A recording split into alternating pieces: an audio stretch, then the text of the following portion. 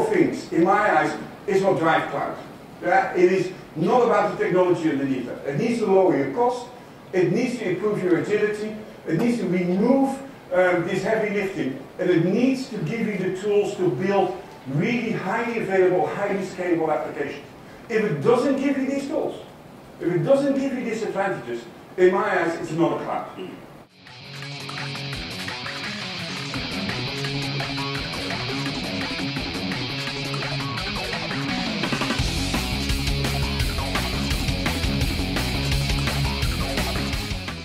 So S3 is designed for 11 nines of durability.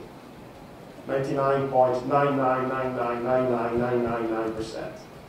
This means in practice that if you have, for example, 1 million files, you lose on average 1 file every 100,000 years.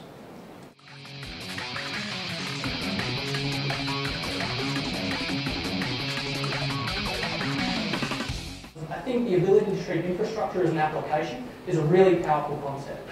What you want to be able to do is not just take away that hardware component, but still be able to direct and create what you're doing in that space. And for us, the ability to spin up instances through a function call, the ability to launch databases, create additional storage, attach it to hosts, deploy new static IP addresses, all by writing scripting and code, or as simply as interacting with a web interface, is just a fantastic feature.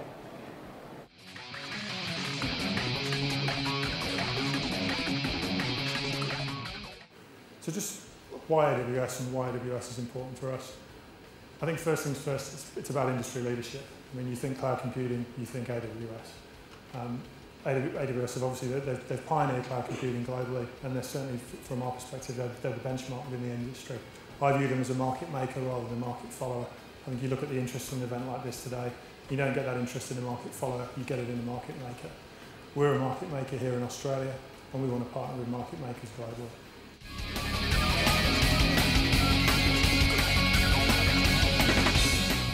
Our professional service solutions now come baked with an Amazon option. Rather than saying, hey, you have to get the hardware, we'd like you to consider this as well. It is becoming standard practice for our user community, and by the looks of this room, I say so with all of you as well.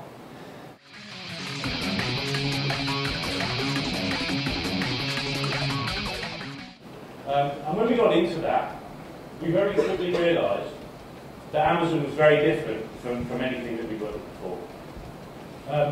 We were able to build servers in the AWS environment in minutes, and over time that actually became faster because as we started to template our virtual machines, that delivery got quicker and quicker over time. We could run anything we wanted to, so all of those weird versions of Linux that the dev manager wanted to run up were available to us. We had total flexibility.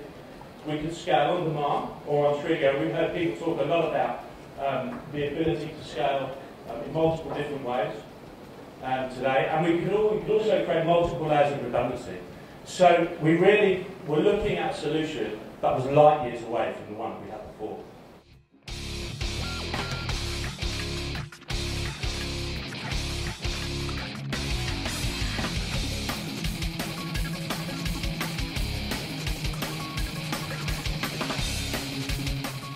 November 10th, 2010 is the day that we turned off the last physical web server serving Amazon.com. Since that date, there's not been a single web request served by a physical web server in the Amazon.com data center. Every single request has been served out of AWS on our EC2 fleet. So if you go to hit Amazon.com today, you're talking to EC2.